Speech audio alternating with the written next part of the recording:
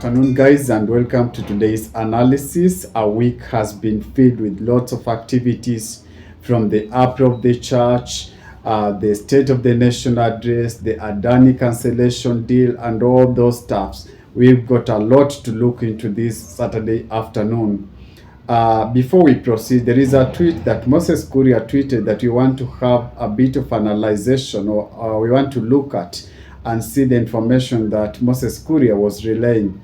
The tweet on his X account says that Catholic Church is always right. That's as rule number one.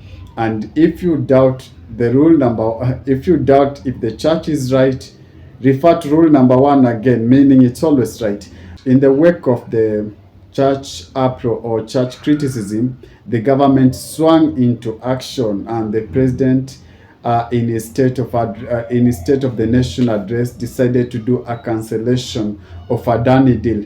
Remember, the Catholic Church had said this was something that was being, let's say, shoved on something that was being pushed on the throat of Kenyans, and the Catholic Church said it's not right. And kudos to the president, because the president listened and decided that he's going to do away with this deal of Adani, or Adani deal. Remember, before the cancellation of the deal, Adani was inducted in the US. So that tells you that the president received some intelligence or some information from abroad that led to the cancellation of the deal. Kenyans were a bit worried in the wake of cancellation of the deal, because Kenyans were saying, what is the cost of implication? Are we going to pay all those billions that we had? Are going to be repercussion of the cancellation of the deal? So Kenyans were a bit worried, but CS Treasury yesterday came out loudly saying that the cancellation is not going to have a cost implication on Kenyans. This is not something that was already enforced, and the CS said it's not going to have a cost implication on Kenyans. Adani deals leaves some Kenyans or some politicians with an egg on the face, because there were some politicians who really defended this deal, saying it's a good deal. I don't want to mention them because you know them, but remember, some came here even trying to make Adani look like a saint, while Kenyans were really opposed to the deal. So the whole event is going to leave some politicians with an egg on the face. Remember that very morning, the CS for Energy, Opio and I, came out strongly saying that despite Adani being inducted in the US, the fraud cases that he has in the US does not pertain or are not going to interfere with his work ethics in Kenya. But Kenyans say that that reasoning was below par, because we believe if he did it to the US, he can do the same here today. If there was a fraud case in the US, what makes him look saint in Kenya? So Kenyans believe that this deal wasn't a good thing, and it left some politicians, whom I'll not mention at the moment, with an egg on the face. Having terminated the Adani deal, the government now it's going to look for ways that is going to again bring on board a new investor with a good reputation.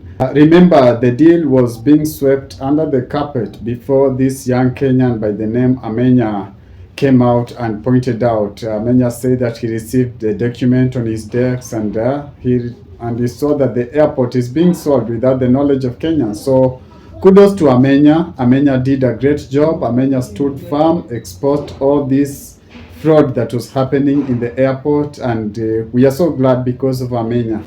Away from the cancellation and all those procedures, there is something that is shocking Kenyans, shocking on Kenyans especially, and it's the Parliament. Remember, when the president announced the cancellation of the deal, he got a standing ovation from the Parliament, and these are the very same parliamentarians that were saying this thing is good, while Kenyans were saying this thing is bad. So is the Parliament really independent, or are they working under the instruction of someone? Because we were surprised to see the parliamentarians cheering and saying yes to the cancellation, Immediately after the State of the Address of the Nation address, the parliamentarians came out and they were given microphones with various media channels. We are surprised, but because these things were obvious, or this thing was obvious that the deal was bad, but these guys was really supporting the deal. And again, this double speaking from parliamentarians leaves a lot to be desired. So how is Adani going to play out in the politics of our country? Remember, Rigathi Gachagua, before he was impeached as the deputy president, said that he was being forced to support this thing, or he refused to support it in various rallies, because he said when the signatures were being appended to the contract, he wasn't there, he was not informed. So give credit to Rigiji, because Rigiji was among those people that said he's in doubt with the contract. We don't know if he's going to get some mileage or political mileage because of what he said or refusing to sign the deal. We don't know that. Also, there are other politicians like Richard Onyonka, who has been vocal and speaking against this thing. I believe it's going to have a great impact on his 2027 campaign election, because yes, he's going to tell the people, yes, I'm people's oriented person. I listen to you guys. Whenever you tell me this is bad, come out strongly and oppose it. So we don't know. And it's also going to have a negative impact to some members of parliament, especially those who are in support of the same contract, of the same deal. Kenyans are going to ask you, are you listening to us when you are telling you that this thing is bad, or it's right now you're coming back to us pretending that you are fighting for our good, yet we know very well that you are in support of this deal. So an interesting time lies ahead, and we are waiting to see what is going to happen in the days to come. To watch my analysis, please support my channel by hitting that subscription button, engage me, and I'll be glad to engage you back. Thanks.